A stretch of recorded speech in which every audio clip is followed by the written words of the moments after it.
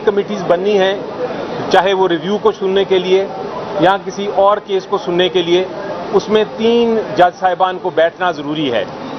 यानी कि chief justice साहब, सीनियर मोस्ट जो जज हैं जस्टिस मंसूर अली शाह साहब, और एक तीसरा जज जो नॉमिनेटेड जज होगा चीफ जस्टिस साहब का। अब इस ऑर्डिनेंस के तहत चीफ जस्टिस साहब ने जस्टिस अमीनुद्दीन साहब को नॉमिनेट कर दिया, तो अब 3 मेंबर जो थे उस कमेटी के, जिन्होंने ये फैसला करना है कि कौन से बेंच ने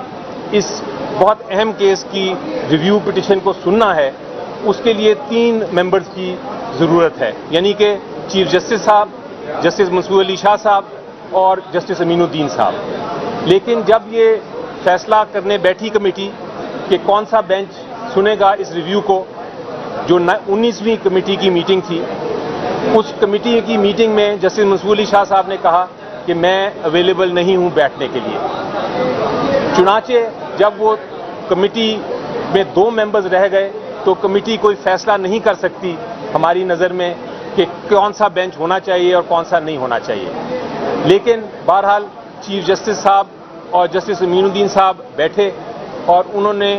2 मेंबर्स ने, तीसरा मेंबर जस्टिस मंसूर अली साहब उस कमेटी मीटिंग में नहीं थे, उन 2 मेंबर्स ने तश्कील दे दी आज के 5 मेंबर बेंच की, जिसमें जस्टिस मुनीब अख्तर साहब भी शामिल थे क्योंकि वो ऑथर जज थे। हमने फैसला किया कि हम ऑब्जेक्ट करेंगे, हम इतराज़ करेंगे इस कमेटी की तश्कील, इस कमेटी की जो 3 मेंबर बेंच की कमेटी होनी चाहिए थी, वो सिर्फ 2 जजेस बैठे, हम उस पर इतराज़ करेंगे कि वो ये जो रिव्यू का बेंच है ये प्रॉपरली तश्कील नहीं किया गया, दुरुस्त तरीके से तश्कील नहीं किया गया। लेकिन आज समाअत शुरू हुई थी अभी, तो इतला मिली कि जस्टिस मुनीब साहब ने शायद इसी नुक्ते की वजह से जिसको मैंने अभी बयान किया कि इस बेंच की तश्कील ही प्रॉपर नहीं हुई थी, दुरुस्त नहीं हुई थी, शायद इसी वजह से उन्होंने आज फैसला किया कि मैं इस बेंच में नहीं बैठूंगा। चुनाचे आज बजाय 5 जजेस के 4 जजेस बैठे, और जब वो जजेस बैठे तो हमने इतराज़ किया और हमने कहा कि सर, हमें एक ऑब्जेक्शन है, एक इतराज़ है कि आपकी जो बेंच है 5 मेंबर बेंच, उसकी तश्कील प्रॉपरली नहीं हुई, इसलिए ये जब तक जस्टिस मंसूर अली शाह साहब उस कमेटी में नहीं बैठेंगे, जब तक वो नहीं फैसला करेंगे और 3 मेंबर्स नहीं होंगे, बेंचेस नहीं बन सकते। उस पर चीफ जस्टिस साहब ने अपना व्यू पेश किया और उन्होंने कहा कि मेरी नज़र में ये ज़रूरी नहीं है, वरना ये सारा काम ख़त्म हो जाएगा। और जस्टिस मंदोखेल साहब ने मुझसे पूछा कि क्या आपको इस ऑर्डिनेंस से कोई इतराज़ है, तो मैंने कहा उनको कि बल्कि मैं तो इस ऑर्डिनेंस की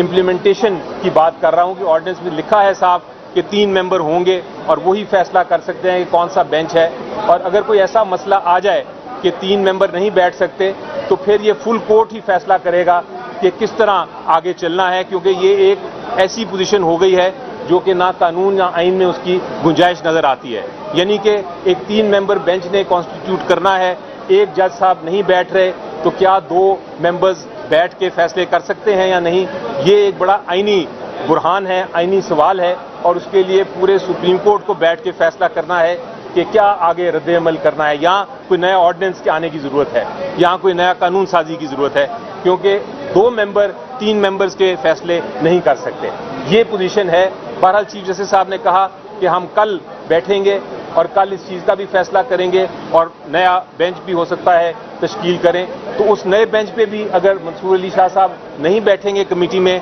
हमारी यही ऑब्जेक्शन होगी कि ये नया बेंच भी अगर बनाना है उसके लिए 3 मेंबर्स ज़रूरी हैं। ये मैं नहीं कह रहा, ये कानून कह रहा है, ये ऑर्डिनेंस कह रहा है। ऑर्डिनेंस के अल्फाज अगर आप देखें तो उसमें लिखा हुआ है कि 3 मेंबर बैठेंगे। जिस तरह जब एक बेंच बनता है सुप्रीम कोर्ट का, उसमें कहा जाता है कि 3 मेंबर बैठेंगे और एक मेंबर ना आए तो वो बेंच तश्कील नहीं होता। जिस तरह आज 5 मेंबर्स ने बैठना था, एक मेंबर नहीं आया, तो बेंच एक तरह से डिस्चार्ज हो गया, बेंच को ख़त्म करना पड़ा अपनी कार्रवाई, वो आगे कार्रवाई नहीं कर सका। इसी तरह कमेटी का भी इश्यू है, अगर 3 में से एक मेंबर भी ना बैठे तो फिर वो जो है कमेटी वो फैसला बेंच का नहीं कर सकती। इसलिए जब तक जस्टिस मंसूर अली शाह साहब उस कमेटी में नहीं बैठते, इस रिव्यू के लिए बेंच तश्कील नहीं किया जा सकता। ये हमारा मौक़िफ़ है।